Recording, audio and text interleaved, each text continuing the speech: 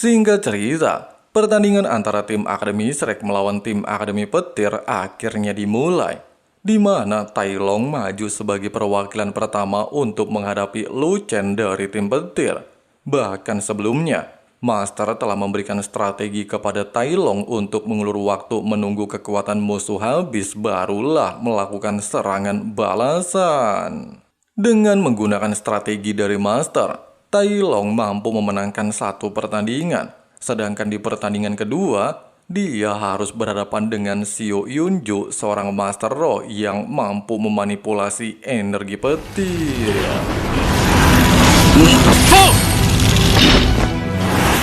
Meskipun sempat mengkhawatirkan, tapi sebagai penerus sekte kekuatan, Tai Long mampu membuktikan dirinya, bahkan membalikan keadaan, dan berhasil mengamankan pertandingan kedua.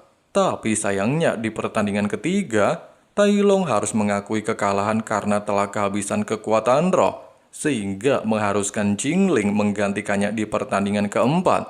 Bahkan sebelumnya, Master juga telah memberikan instruksi kepada Jingling menggunakan kecepatannya untuk mengulur waktu.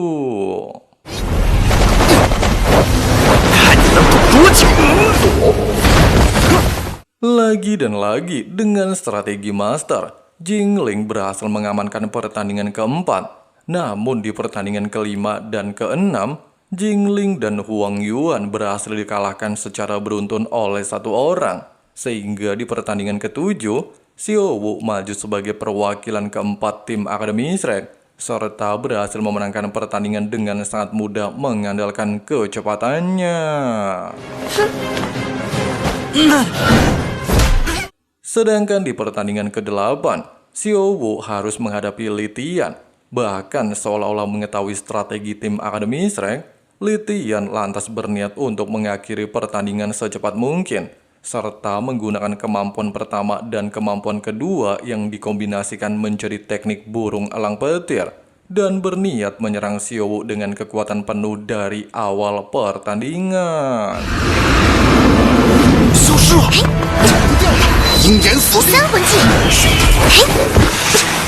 Meskipun dihadapkan dengan serangan bertubi-tubi, Xiao Wu mampu memanfaatkan teknik teleportasi untuk membingungkan arah serangan Li Tian, bahkan langsung menggunakan kemampuan hipnotis untuk memberikan waktu melakukan serangan balasan. Di pertandingan ke-9, Xiao Wu harus berhadapan dengan seorang master tipe kontrol level 43 bernama Li Dong, memiliki roh pelindung laba-laba petir. Menurut analisa Master, cincin roh ketiga dan keempat Li Dong berasal dari laba-laba. Bahkan dia juga memiliki tulang roh laba-laba hampir mirip seperti yang dimiliki Tang San. Di awal pertandingan, Li Dong sengaja menutup matanya untuk menghindari kemampuan hipnotis Xiao Wu, serta memanfaatkan teknik jaring petir untuk membaca pergerakan musuhnya di setiap arena baku hantam.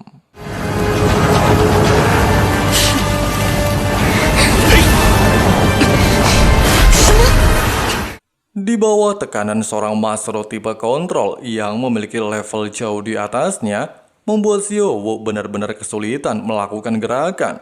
Bahkan dia tidak bisa mendekati musuhnya, sampai akhirnya membuat Xiao Wu terjebak di dalam kemampuan keempat Li Dong, sehingga Grandmaster segera menghentikan baku hantam dan menyatakan Xiao Wu menyerah dalam pertandingan. Kejadian barusan seketika memancing kemarahan tim Akademi Shrek terutama Tang San.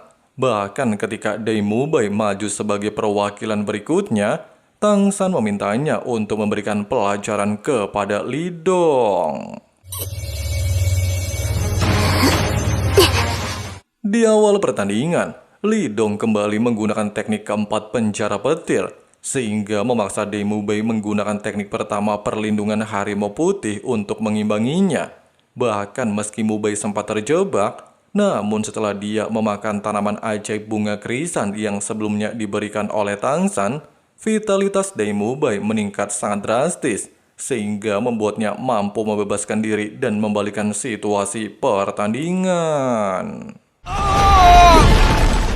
Melihat muridnya terkapar tak berdaya, guru Akademi Petir sempat ingin melakukan protes terhadap tindakan Dai Mubai. Namun ketua tim yang diketahui bernama Yu Tianxin segera menghentikannya. Dia juga beranggapan hal tersebut bukan kesalahan Dai Mubai. Pasalnya dia hanya memaksa Li Dong keluar arena pertandingan. Sehingga wasit juga tidak akan menganggap hal tersebut sebagai ancaman pembunuhan. Dengan adanya fakta tersebut, Tianxin lantas maju sebagai perwakilan berikutnya untuk menuntaskan dendam anggotanya. Nah, Yu Tianxin diketahui berasal dari sekte Naga Petir Biru, sekaligus sepupu dari Yu Tianheng, sehingga dia juga merupakan keponakan Grandmaster. Dia juga berada di level 43 sama seperti Dai Mubai. Setelah wasit memberikan instruksi, pertandingan pun dimulai.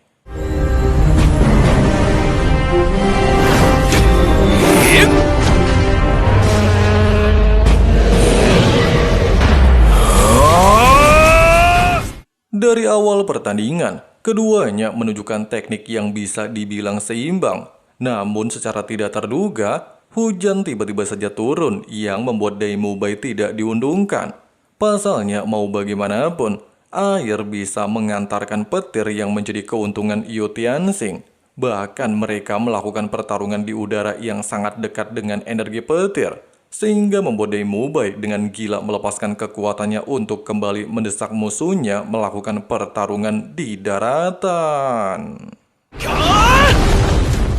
Di akhir pertarungan, Grandmaster mengatakan Mubai dan Yu Tianxin sama-sama memiliki tekad dan kekuatan yang setara meski berasal dari sekte yang berbeda.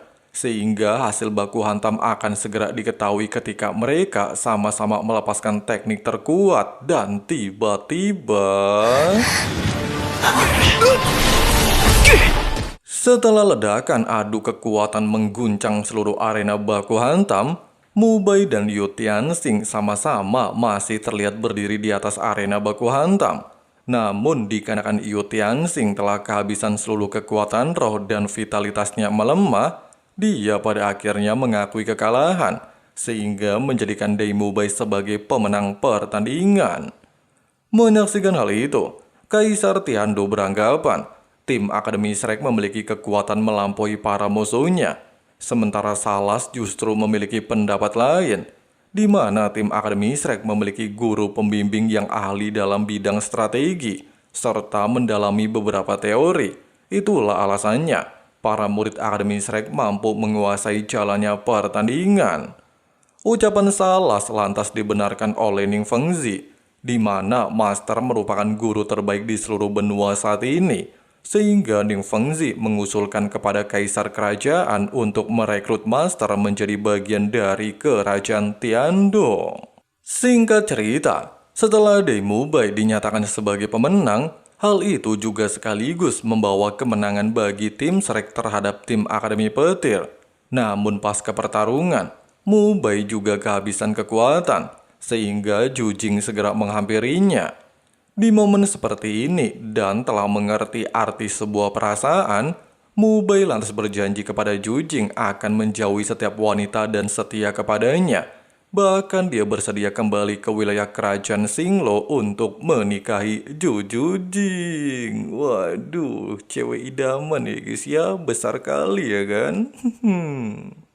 Beberapa saat kemudian, Master menghampiri Tangsan, serta mengatakan lawan terakhir mereka adalah tim Akademi Angin. Secara bersamaan dengan hal itu, Xiao Tian yang diketahui ketua tim Akademi Angin terlihat tiba di tempat ini. Bahkan dia meminta Tangsan maju sebagai perwakilan pertama untuk menghadapinya. Xiao Tian juga menawarkan pertandingan mereka nantinya akan menjadi penentu seluruh anggota. Jika dirinya kalah, maka tim Akademi Angin akan langsung mengakui kekalahan. Tapi jika Tangsan kalah, maka Xiao Tian memintanya untuk menjauhi Huowo. Pada awalnya, Tangsan menolak tawaran tersebut dengan alasan bahwa dia dan rekan-rekannya adalah sebuah tim, sehingga tidak bisa mengambil keputusan secara sepihak. Namun Master dan Mubai tiba-tiba saja meyakinkan Tangsan untuk menerima tawaran tersebut. Mereka juga percaya Tangsan mampu melakukannya. Mendengarkan dukungan barusan, Tang San pada akhirnya mau menerima tawaran Xiao Tian. Dia juga menegaskan tidak memiliki hubungan apapun dengan Huo Wu seperti dugaan Xiao Tian sebelumnya. Singkat cerita, pertarungan antara Tang San melawan Xiao Tian akan segera dimulai. Pertandingan mereka juga menjadi pertandingan terakhir dalam babak penyisihan kedua. Bahkan dikatakan, kedua tim sama-sama berhasil memenangkan 13 pertandingan secara beruntun. Sebelum pertandingan dimulai, wasit lantas menjelaskan, pertarungan mereka dilakukan atas usulan kedua belah pihak yang telah disetujui oleh komite kompetisi, serta menentukan 7 kemenangan hanya dalam satu pertandingan. Kemudian wasit menyatakan pertandingan resmi dimulai.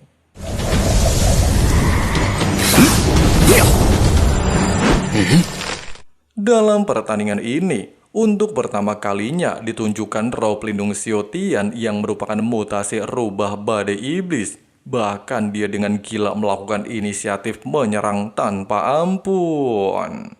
Meskipun Tang San mampu mengimbangi setiap gerakan musuhnya, namun dengan dukungan dan kelebihan kecepatan dari roh pelindungnya, Xiao Tian benar-benar mampu memberikan serangan bertubi-tubi dan tidak memberikan waktu kepada Tang San melakukan serangan balasan.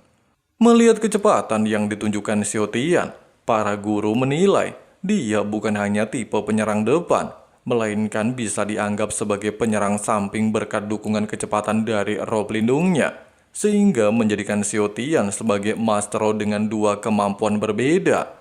Bahkan dengan roh pelindungnya yang telah bermutasi, hal itu menambah efektivitas setiap gerakan dan serangannya.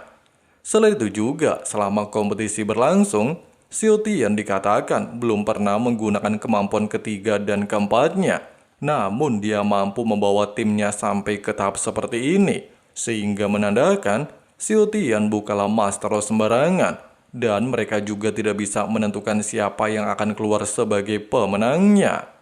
Sementara itu, hanya dengan mengandalkan satu tekniknya saja, Xiao Tian benar-benar mampu menekan Tang San, sehingga memaksa Tang San menggunakan 3 kombinasi teknik cincin rohnya untuk bisa membalikan situasi pertandingan.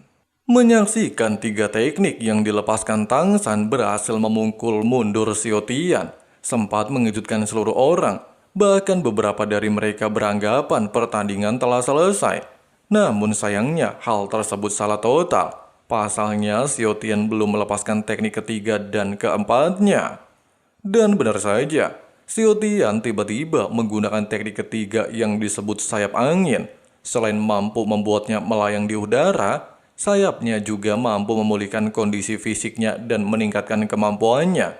Bahkan Mu Bei bisa merasakan kekuatan Xiao Tian telah melampauinya ketika dia melepaskan teknik ketiganya.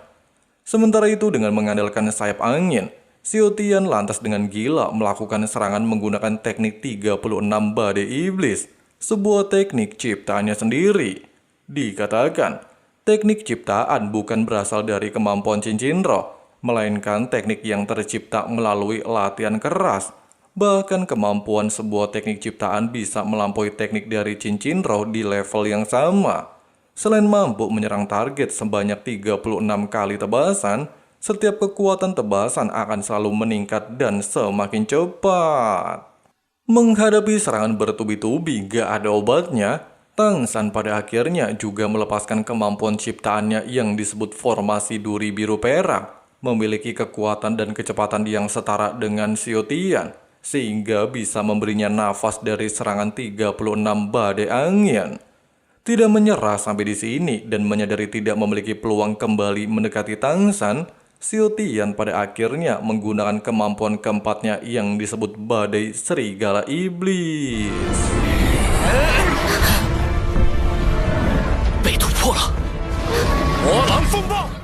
Dihadapkan dengan kemampuan terkuat musuh, serta tidak memiliki kekuatan roh yang tersisa, bahkan teknik dari Sekte Tang juga telah digunakan sepenuhnya. Tang San pada akhirnya secara terpaksa menggunakan roh pelindung Palu Haotian untuk pertama kalinya sepanjang kompetisi berlangsung.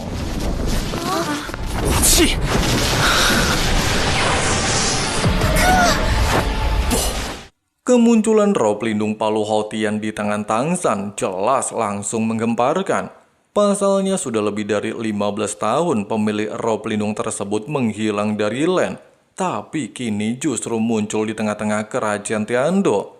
Situasi jauh menjadi geger ketika Ning Fengzi mengatakan kalau Tang San merupakan putra dari Hautian Dolo Tang Hao sang jenius termuda di benua ini. Sayangnya, selain menjadi pertunjukan luar biasa hebat, hal tersebut juga akan menjadi masalah bagi Tang San di masa depan. Pasalnya sama-sama kita ketahui, kalau Tang Hao memiliki masa lalu sangat kelam berselisih dengan Aula Wuhun. Bahkan di tempat ini juga, terdapat Salas yang notabene adalah tetua Aula Wuhun.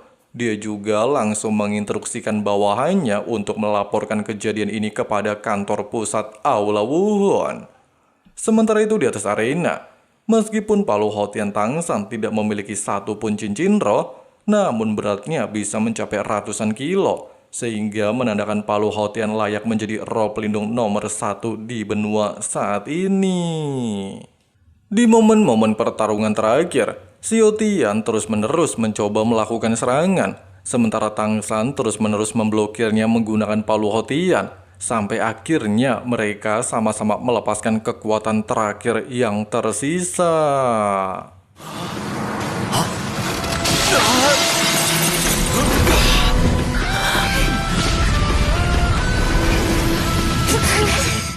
Dengan duel sengit barusan, Xiao Tian akhirnya kehabisan kekuatan roh dan tidak bisa melanjutkan pertandingan.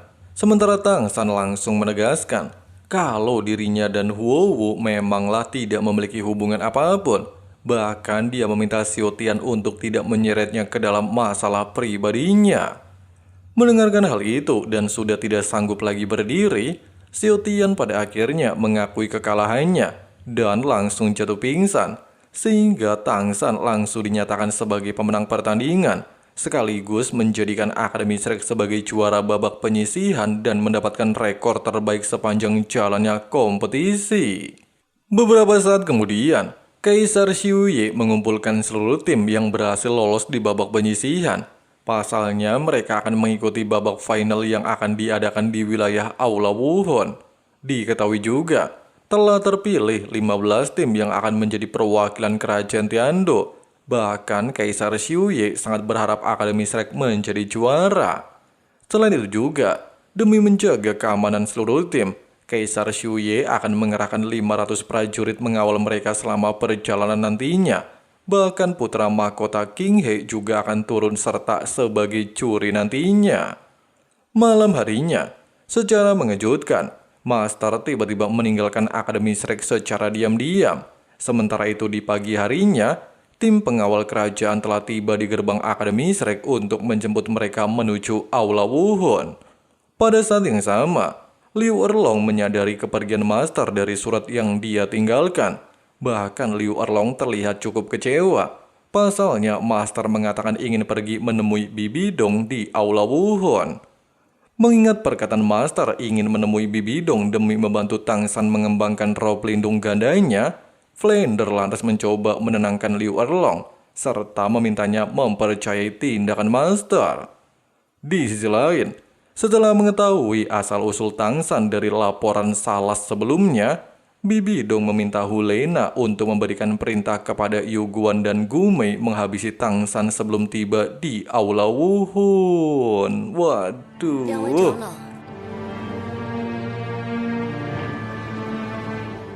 Singkat cerita, 15 tim yang terpilih akhirnya mulai bergegas menuju kota Tiando menjadi sebuah rombongan besar. Bahkan seperti yang dijanjikan sebelumnya, mereka akan dikawal oleh 500 prajurit kerajaan. Dalam perjalanan, Flander menjelaskan, lokasi Aula Wuhun berada di tengah-tengah dua kerajaan besar, serta dipimpin oleh seseorang yang disebut Paus Agung. Mendengarkan hal itu, seketika membuat Tang San sedikit murung, di mana seluruh tim yang mereka lawan sebelumnya bukanlah ancaman, tetapi ancaman terbesar merupakan tim dari Aula Wuhun. Jika mereka bisa mengalahkan tim tersebut, barulah bisa dianggap sebagai juara yang sebenarnya. Sementara itu, Xiao Tian terlihat menghampiri gerbong Huowu dan meminta maaf atas kekalahannya terhadap Tang San, sehingga dia tidak bisa memenuhi janjinya. Namun siapa sangka setelah melihat perjuangan Xiao Tian dan melihat ketulusannya, Huowu justru mau memaafkannya, serta mengajak Xiao Tian satu gerbong bersamanya.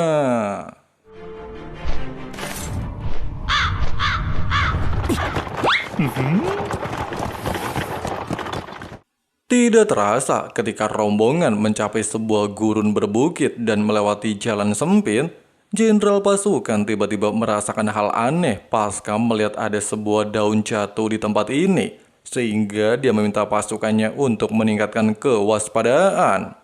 Dan benar saja, mereka tiba-tiba saja mendapatkan serangan bebatuan yang berjatuhan dari atas tebing, sehingga sang jenderal segera meminta seluruh pasukan untuk membentuk formasi pertahanan demi melindungi para peserta kompetisi.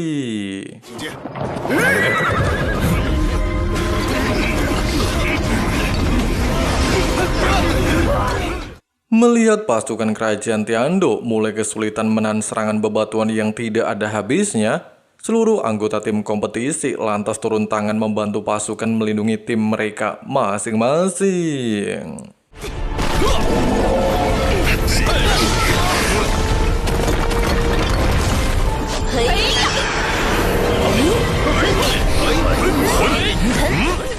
Meskipun seluruh tim berhasil bertahan di bawah serangan, namun ternyata serangan bebatuan sebelumnya bertujuan untuk memisahkan setiap tim. Menyadari hal itu, Flander lantas memerintahkan seluruh anggota untuk menghemat kekuatan roh demi mengantisipasi hal tidak diinginkan. Secara bersamaan dengan hal itu, beberapa pasukan musuh akhirnya menunjukkan diri. Bahkan mereka dengan gila langsung menyerang barisan pertahanan pasukan Tiando.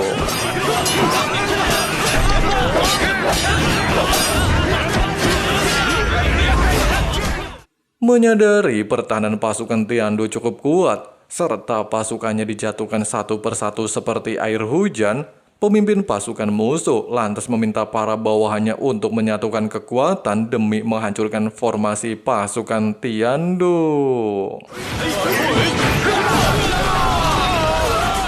Sementara itu, tim Akademi Shrek ternyata sudah terkepung oleh beberapa Master yang masih tidak diketahui identitasnya, sehingga Flander bertujuan menghadapi musuh terkuat, sementara Liu Erlong dia tugaskan mengantisipasi sisanya.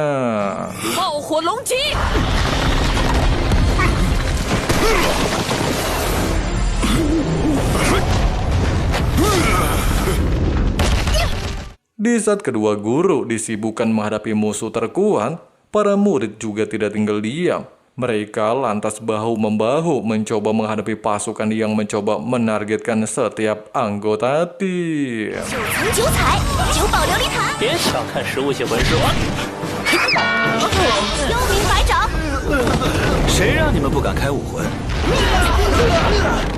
Di tengah-tengah baku hantam, Akademi Shrek dikejutkan dengan kemunculan seorang Dolo 8 Jenderal, sehingga menggagalkan upaya Tang San untuk menghabisi pasukan tingkat Kraujo musuh.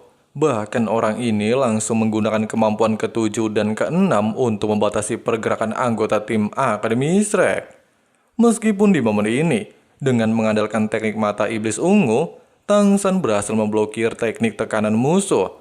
Namun sayangnya saat ini, mereka terkepung oleh 1 Dolo dan 2 Sagero. Menyadari hal tersebut, Flander sempat meminta Liu Erlong meninggalkan pertarungan dan membantu para murid.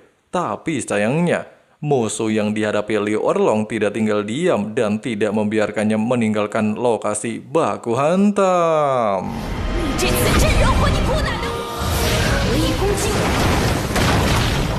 Sementara itu, menyadari tidak bisa mengharapkan bantuan, Ning Rongrong lantas memberikan kemampuan dukungan kepada seluruh anggota. Sementara Tang San lantas menunjukkan kemampuan tipe kontrolnya dan menginstruksikan seluruh anggota melakukan baku hantam dengan seluruh kekuatan. Keadaan yang saat ini dialami oleh para muridnya semakin membuat Flander tidak fokus melakukan pertarungan. sehingga membuatnya sempat terdesak dan memaksanya menggunakan kemampuan ketujuh untuk memukul mundur musuhnya. Sementara itu, meskipun Dolo 8 Cincin Roh yang diketahui bernama Diara telah terluka oleh kombinasi serangan tim Shrek, dia ternyata memiliki kemampuan regenerasi, bahkan mampu meningkatkan kekuatannya dari setiap tulang sayap yang patah, sehingga membuat Xiao mencoba mengambil inisiatif melakukan serangan tanpa perhitungan konsekuensinya.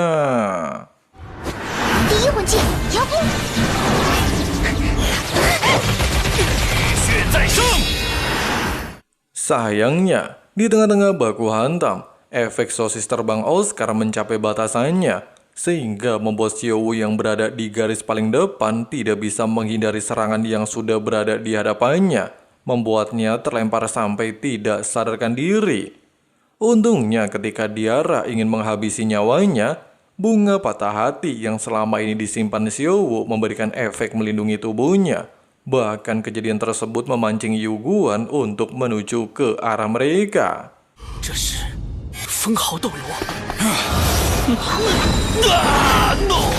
Kedatangan Yu Guan yang diketahui merupakan seorang Feng Hao Dolo dan memiliki nama Krisan Dolo seketika membuat keadaan mencekam.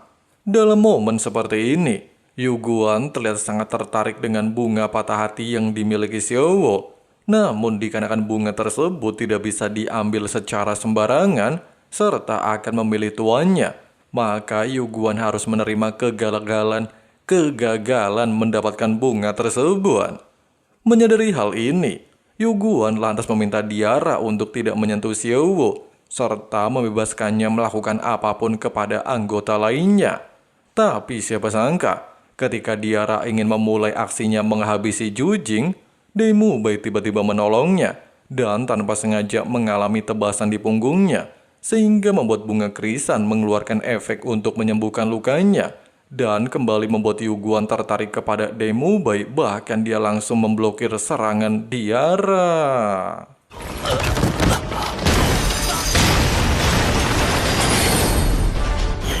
Selain membantu Demu Bai menyempurnakan efek bunga krisan di dalam tubuhnya, Yu Guan juga menawarkan kepada Mu Bai untuk menjadi muridnya dengan alasan kekuatannya akan meningkat secara signifikan di bawah bimbingannya.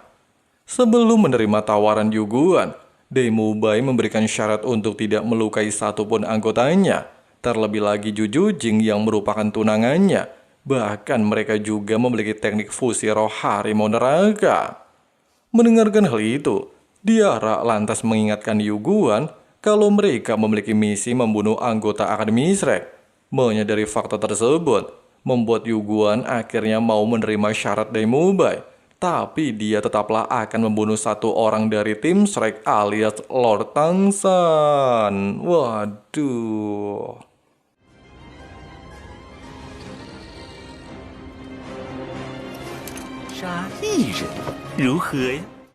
Wadidaw, baru aja mau senang-senang berhasil memenangkan babak penyisihan dan maju ke babak final menuju Aula Wuhun, rombongan King Tangsan justru kembali mendapatkan masalah serius, harus menghadapi Yu Guan.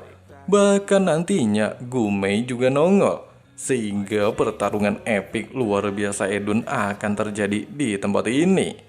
Sedangkan Grandmaster menemui Bibidong untuk meminta bantuannya mengembangkan kedua roh pelindung Tangsan. So, buat yang udah tahu, soalnya Bibidong juga memiliki roh pelindung ganda. Bahkan dia satu-satunya orang yang memiliki roh pelindung ganda mampu mencapai tingkat Feng Hao Dolo. So, buat teman-teman yang masih penasaran bagaimana Abang Frank menceritakan alur cerita nostalgianya, langsung aja klik subrek dan nyalain juga loncengnya guys ya. Makasih banyak buat teman-teman yang udah nonton sampai habis. Di sini Abang Frank undur diri mau lanjut ngopi-ngopi santuy dulu. See you and bye. Bye.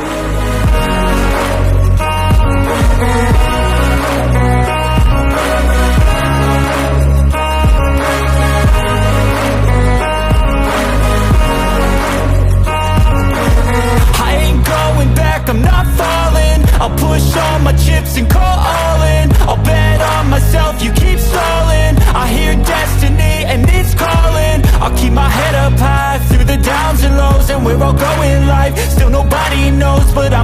what's right and take what comes and goes. And ain't no one in life holding me back no more.